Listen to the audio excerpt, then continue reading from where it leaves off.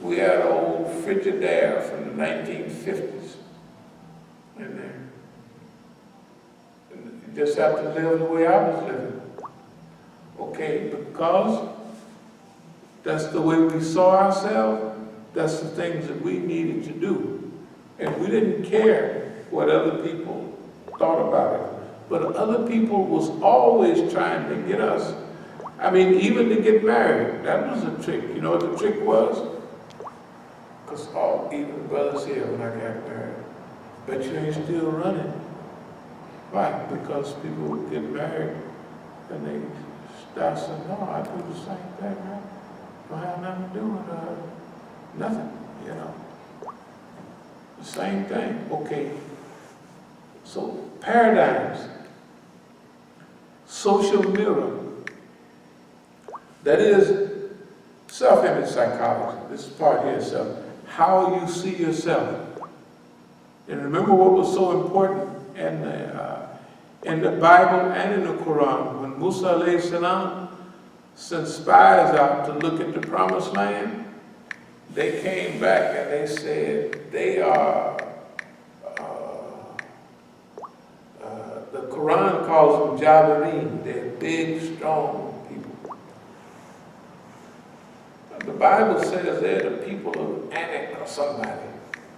And they said a real, very important thing in the biblical rendition.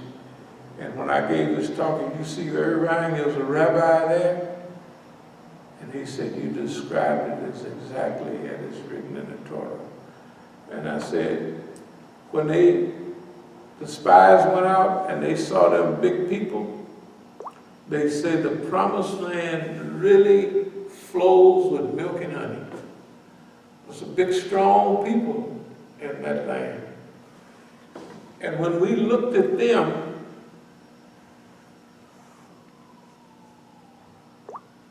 we looked like grasshoppers compared to them.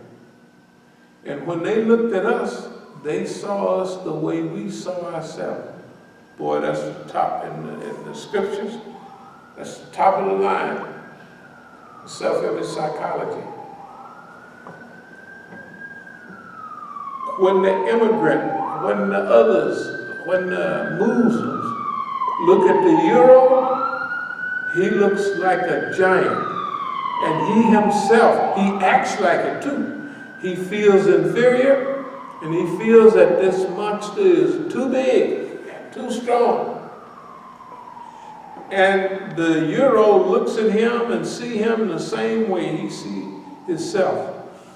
That's why they conflicted with us. Because we beat them to the punch every time. The right paradigm is very important. We're going to try to pick up. The thing about imagination over memory. Memory is a thing, if you judge by the things that have happened, right? And you set your style by that, then your past, how people treated you, what you came in contact with, that limits your movements because you're living based on your memory and not your imagination.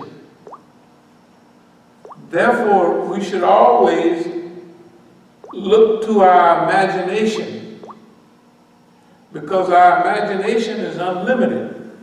And with this new frontier, we've been talking about it a long time, but it's just here, and our imagination is in control. It's unlimited. Why?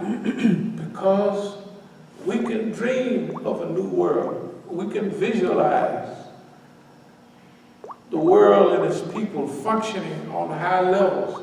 We know it's possible. That's what our whole mission is that. Our whole mission has been that. No matter what we thought our mission was to confront face to face all of the satanic plots, schemes, and what have you, and go up against them time after time. Complete our mission, and everybody see us doing it. So we've taught the people by our survival, by our longevity, and our behavior. Now, people can't say it can't be done. They've already seen it. So we've done that already. We're going to try to speed up. Our paradigm affects others. We affect other people through the paradigms that we hold of them. The social mirror is a two-way mirror. As other people are our social mirror, so are we theirs. By being aware of that relationship, we can use the principles of the social mirror to encourage people to expand their limits rather than living within them. If we argue, if we go on Fox News and they set the perimeter about what's okay to talk about, which they do. And what do? We talk about what we want. No matter what show we go on, well, they're not going to get back on anymore. But wherever we go, I tell people, you have the right to ask me any question you want. And I have a right to answer any way I want. I can't tell you what to ask me, and you can't tell me how to answer. I don't like it, that's too bad. You asked me a question. I didn't like your question, but I answered it the way I wanted to. Okay.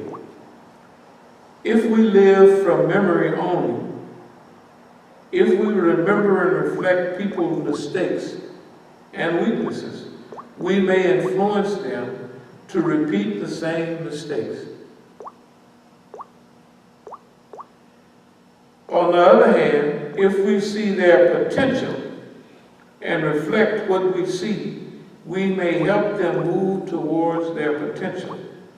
Our paradigms of others may cause the problems we blame on them. We may cause people problems by how we see them.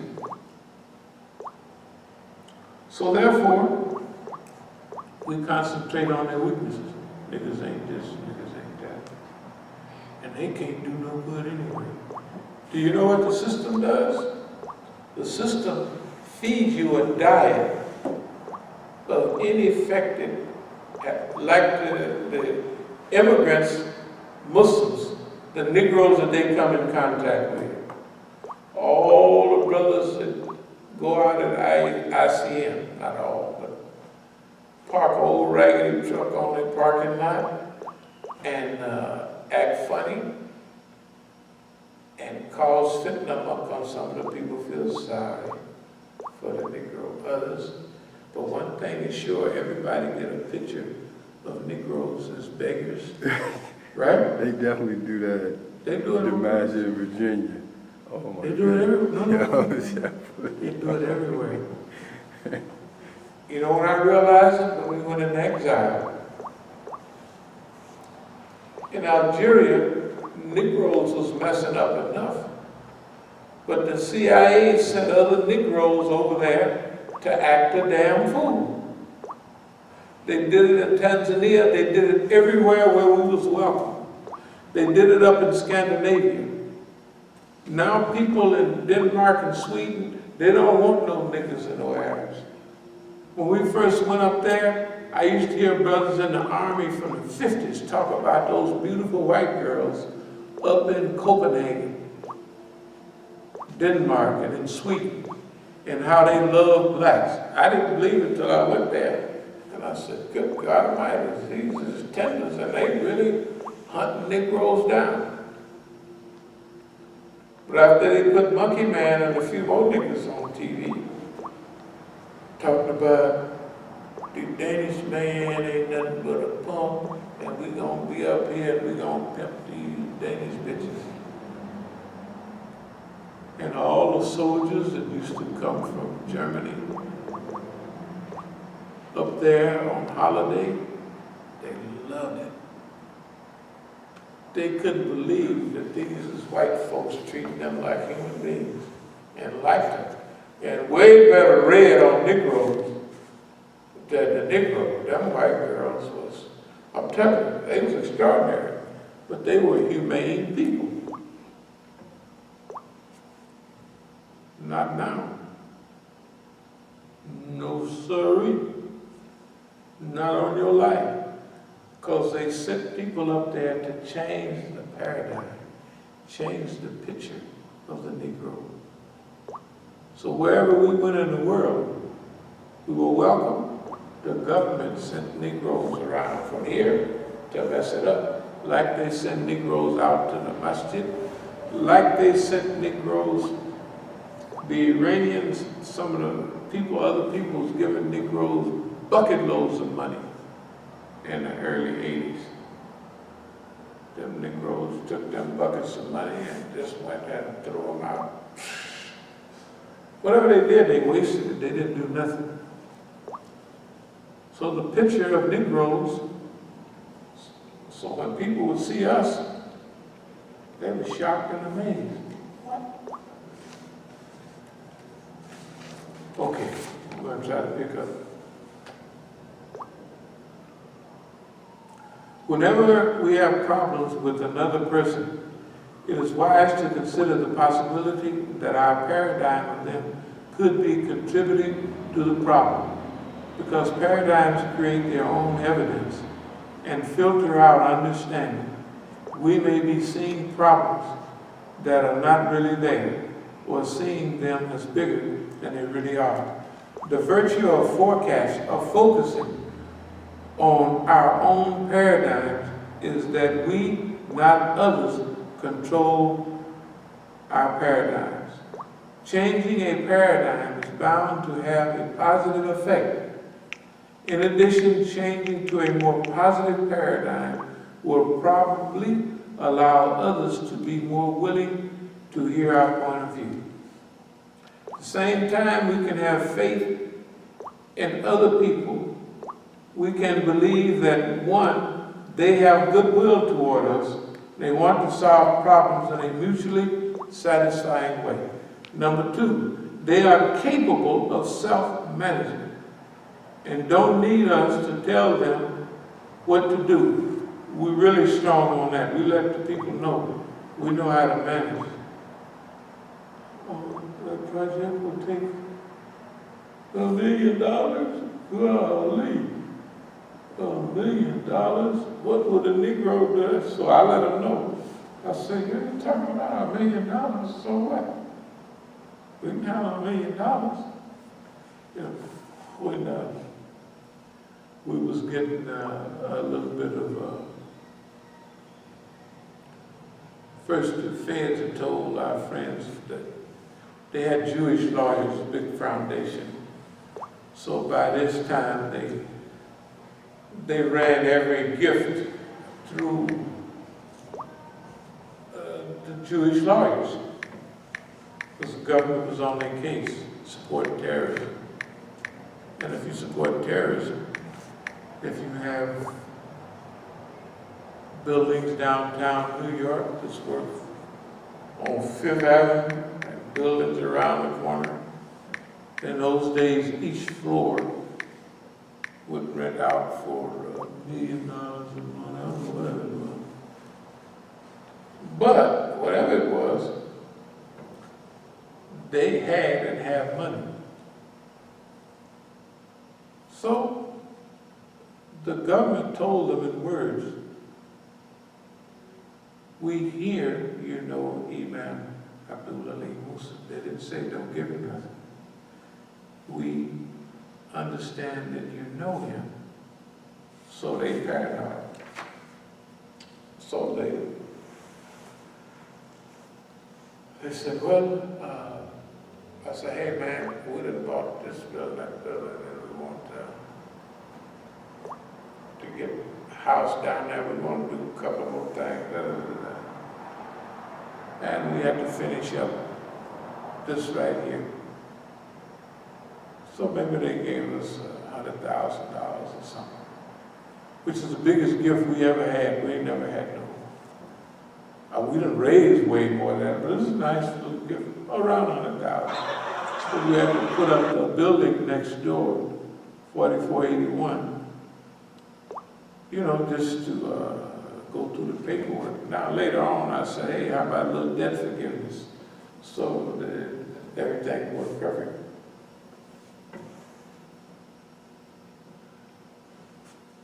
But they had to come to realize, because one time somebody asked us, not that long ago, well, could you make a balance sheet of what you look like? I said, we're mustadafin, we're poor and the needy, and we're honorable people, but we're mustadafin, da-da-da-da-da. And you're supposed to have the mustadafin. Those who are weak and oppressed in the land. So I wrote up a little bit. I said, okay, we got this property. And here we had 8 properties. And I listed the properties in California. So we're not mustadafin. Technically we're landowners, but we're still here. We're actually, right this minute, we're actually, compared to other Negroes, wealthy landowners. Real wealthy, and we ain't been here that long, and we have nothing but opposition. That's a miracle. I'm gonna try to speed up. Number 3, they may see things that we don't see. Number 4, seeing what they see might help us make a wiser choice or allow them to be more clearly understood or understand our point of view. By exercising faith and trust in other people, we shift our focus from controlling the negative things in the relation to freeing or releasing the positive things. This shift in focus brings about a huge change in the tone of the relationship. The positive tone created when we have faith in others lubricates the relationship, brings us and them, bringing to surface all of its positive qualities and capabilities and helping it move productively through problems that challenge it. And I'll be a little quicker here. Today's global paradigm shift. For the first time in modern history, we find the majority of Muslim world feeling good about itself. What makes this situation unique is that all feel hopeful, optimistic, and positive about ourselves and about the future and our place in it. Not since the days of early post-colonialism has the Ummah as a whole exhibited in unison the aura of positive expectation worldwide. Our analysis of the current situation across the world has moved us to give the present newsletter its exceptional title. Over the last several decades, history has propelled the Islamic movement in the direction of improvement, expansion, correction, and reconditioning. This rejuvenated global Islamic consciousness is aided by a high tide reflected in the areas of common goals, sincere coordinated efforts, and the imminence of an energizing system and structure. In our analysis, some of the important steps that led us to today's paradigm shift are as follows. I'll just read them quick. Islamic Revolution, 1979, and its survival. Defeat of the Soviet Union by the Mujahideen in Afghanistan, 1979-1989. Formation of Hezbollah, the leading group in the Islamic resistance of Lebanon, 1985. Gulf War, 1991. September 11, 2001. U.S. invasion of Afghanistan, 2001. U.S. invasion of Iraq, 2003. Defeat of the Zionist invasion of Lebanon by Hezbollah in 2006. It ends in 2006 because that's when this was. Since then, look at there's been nothing but victories. And every victory has been produced by them for us. When we talked about there would be no Arab Spring and that this, that, and the other was going to happen, and it would wind up being a regional vision, and later on even a strategic alliance, nobody forecast that. Nobody predicted that. You know why? The environmental circumstances were not there. Who did the environmental circumstances? Who set the whole thing up? Look at the world today. Old beautiful Don and his crew, or Don by itself, has set up a beautiful whole new paradigm. The U.S. is back in Afghanistan. It never left, but it's back in Afghanistan with more people. The U.S. is causing trouble now, thinking it's going to help save them by encouraging the Kurds to establish a new state in Iraq, which would threaten Iraq, Iran, and Turkey. But technically, what does that do?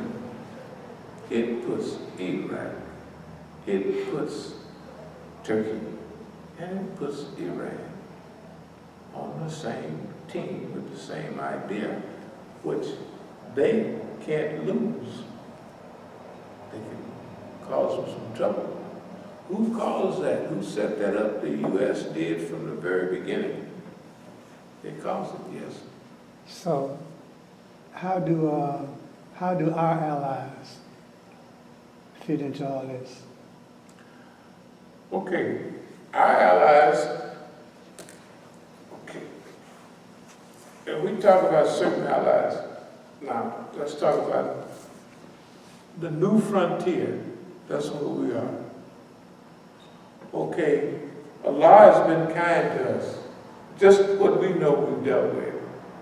And we stroll right on through.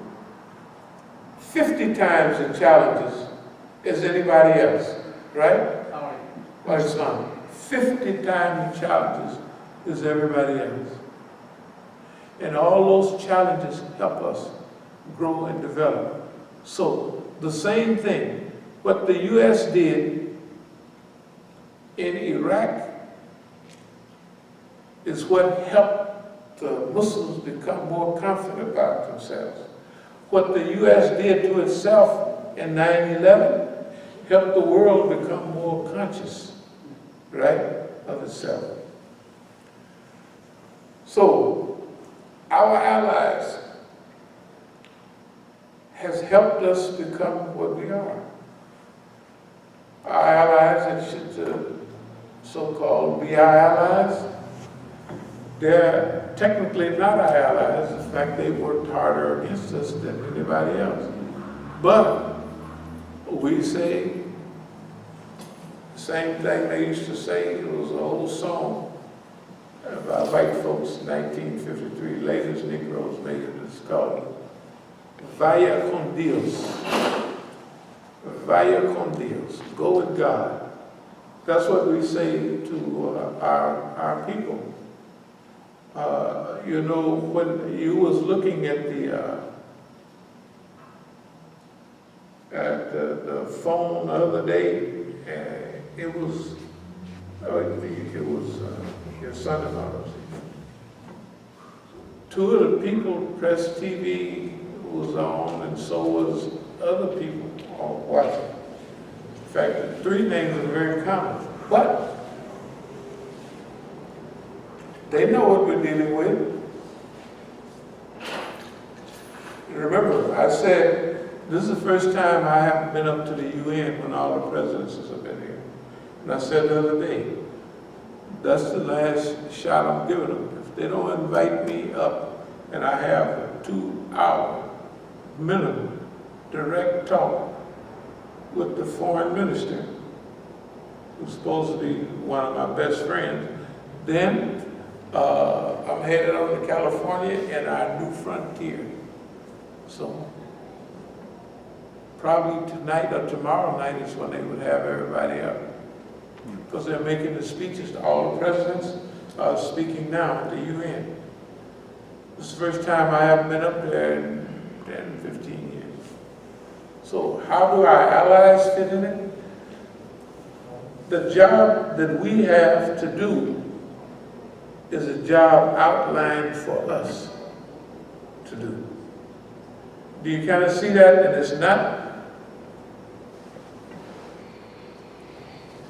it's not for them to participate in this.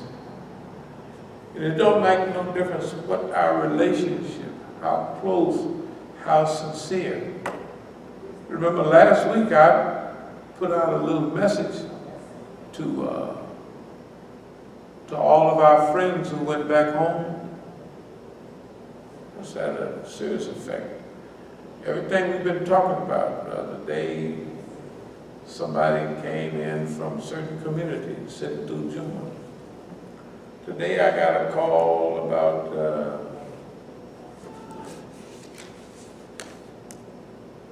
Tuvalu, Mississippi, 29th, 30th, 31st. They're gonna have a meeting there. They want me to come speak about forming a political kind of close to Muslim parliament, and they want me to present to this. I'm familiar with the whole line. What Malcolm said, I would take it to the UN, from move from civil rights to human rights, all of that stuff. I know some of the crew behind it.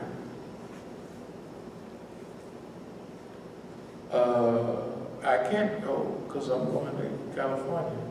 If it was a little later or a little earlier, but it's the 29th of this month up to the 1st of next month. So since I stayed around, I may wait till Friday, but I have to leave because my job is to leave, to go. So I can't go to that program unless I get out there. Everything happens just right, and I say, okay, I'll stop by and see y'all or something. But everybody is paying attention. The globe is paying attention.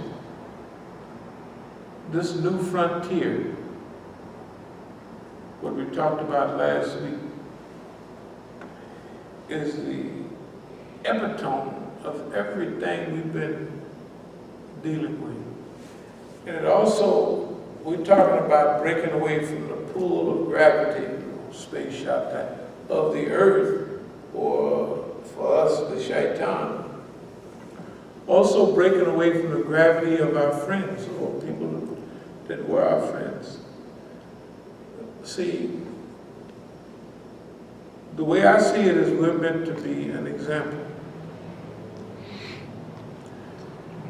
And we meant to do this by ourselves. That's why everything that's set up in California, we can't lose those cases if we just sue them for $20, $30 billion, whatever. Legally, we can't lose. That means they can say, we ain't give you nothing. They can do that, but technically it does make a difference. That's why we started our process, because Quran says, go forward whether equipped lightly or heavily. Strive and struggle in the cause of Allah with your goods and your person. Later on it says, if you don't go forth, then Allah will place you with another people. Replace, it happens all the time.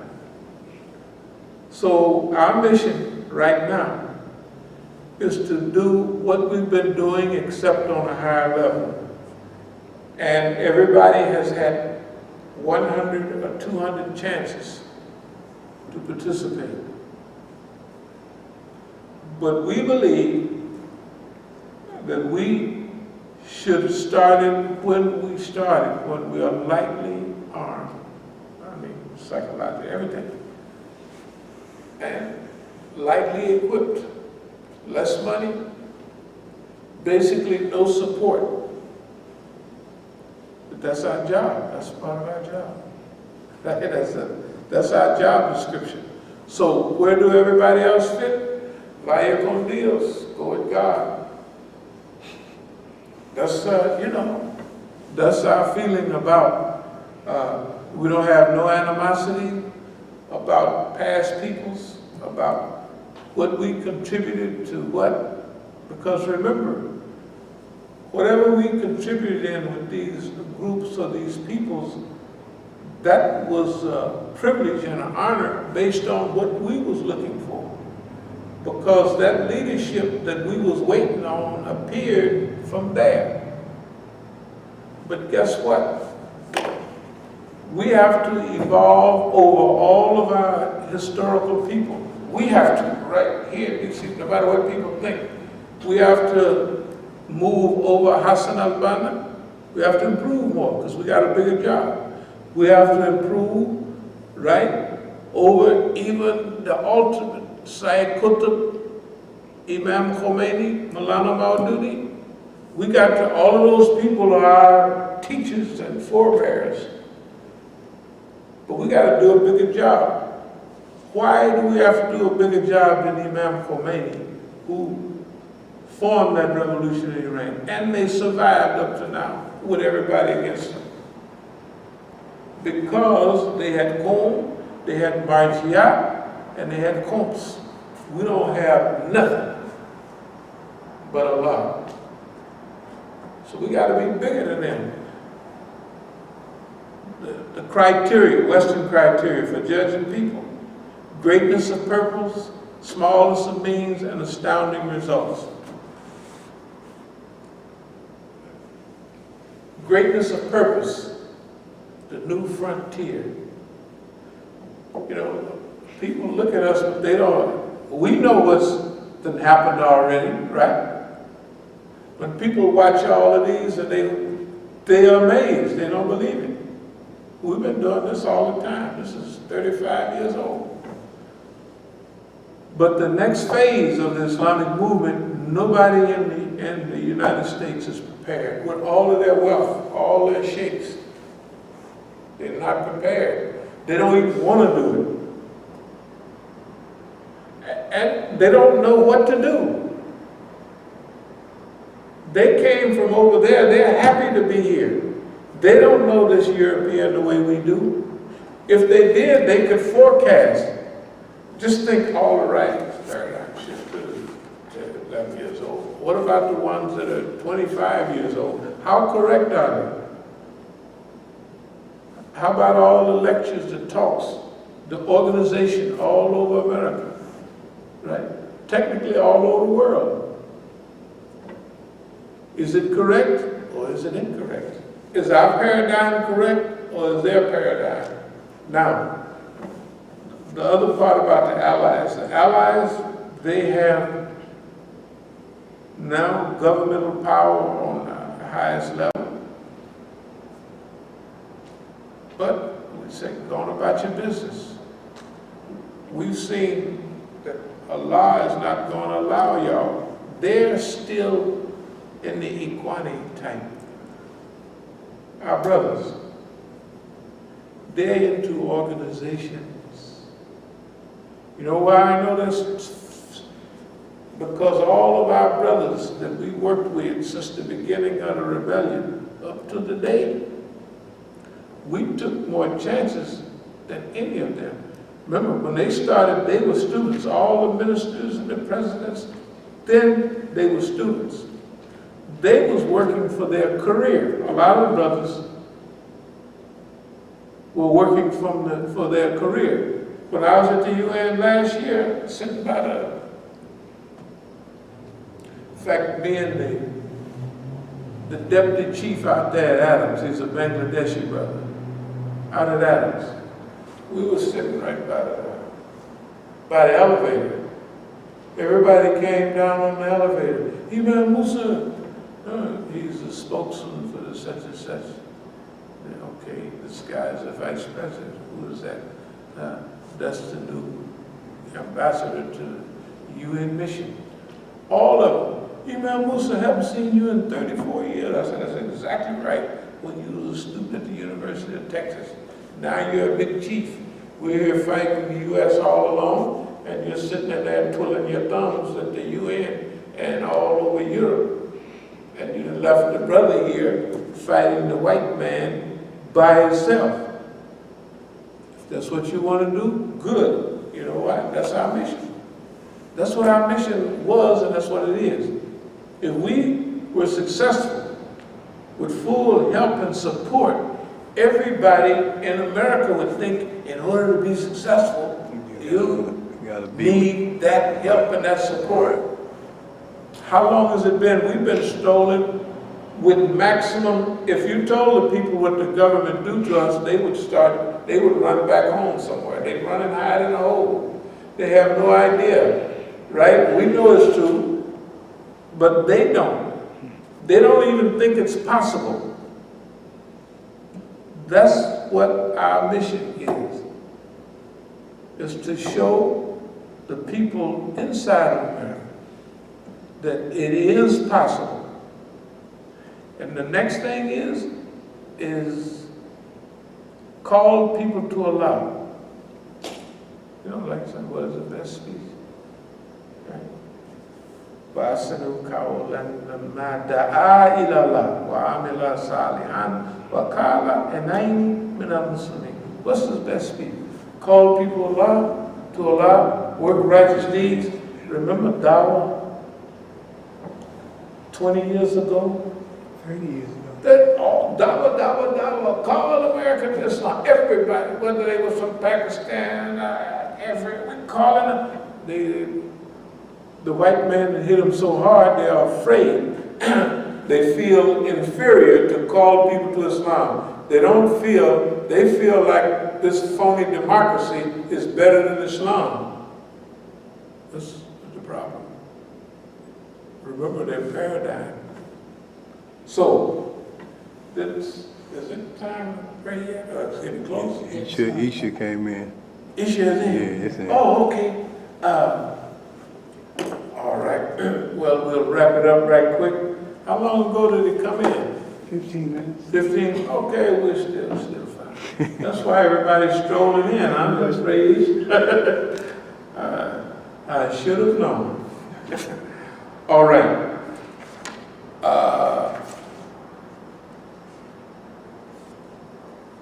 I'll go over paradigm one more time. Details of the paradigm shift. Paradigm defined once again is a pattern, example, model, standard, or set of ideas which explain some complex process. You know, when it talks about Prophet Muhammad sallallahu alaihi wasallam in the Quran, he said he's uswatan hasanatan. That means he's a beautiful pattern of conduct. And so he's a paradigm. Look at the picture of him, and that's a paradigm. When the U.S. military invaded defenseless Iraq, the U.S. government had everything going for it. As a unilateral, so-called superpower or hyperpower, America would shock and awe Iraq into submission and humiliation. As the resistance has grown with each passing day, U.S. prestige has decreased and international condemnation of the U.S. has increased. I'm going to just be brief on this and close. This was in 2006, this article. Since then, the U.S. has gotten whipped in Afghanistan. The U.S. has gotten whipped everywhere. Everybody and everywhere, and all of the enemies of truth. Saudi Arabia, the United States of America, the Zionist state of Israel. Did I mention Saudi Arabia? Mm-hmm. Yeah, okay. So that's the triangle of terror. The United States of America, Saudi Arabia, the Zionist state of Israel. Each one of them can attack and threaten anybody they want, and it's okay. The Zionists can fire a missile over Syria. They said, we were threatened. So we got a right to do that. Right? They got a right to do that because they're U.S. friends. Saudi Arabia's bombing Yemen is so pitiful, cholera, everything. For 2.5 years, it's okay because they're U.S. friends. So Saudi Arabia can do anything they want. So the Zionists can do anything, and the Americans is threatening Korea. We're going to do this, we're going to do that. We're going to invade, what, South America the other day? Venezuela. The U.S. is done for. We have done our part. For the brothers, our allies, who have the magazines and the ability to tell the story, let them tell their own story. We'll develop their own means to tell our own. And then people will see. Do not go by numbers. And when we finish slapping this Zionist inside of America in the mouth and do what we've been, and talk about it, you gotta remember now. And we put all this in, so they see it. See, the people don't believe how deep this stuff is with challenging me. They ain't had nobody challenge the CIA. They never had nobody challenge the FBI. They just never do it. They don't think it's possible. They don't even know what we're doing. Like anybody watching this here, they don't know what the hell we're doing. They think we're having some little talk and that's it. They have no idea, except the people watching and taking notes. They don't know. The Islamic movement, the human potential movement in America starts here. That's why if everybody else go one way, it's because of their paradigm, their picture of past, present, possible futures. Our picture is different. We see a new world that's needed, and we're going to participate in trying to help that new world come about. أقول قولي هذا واستغفر الله لي ولكم. Let me turn that air down.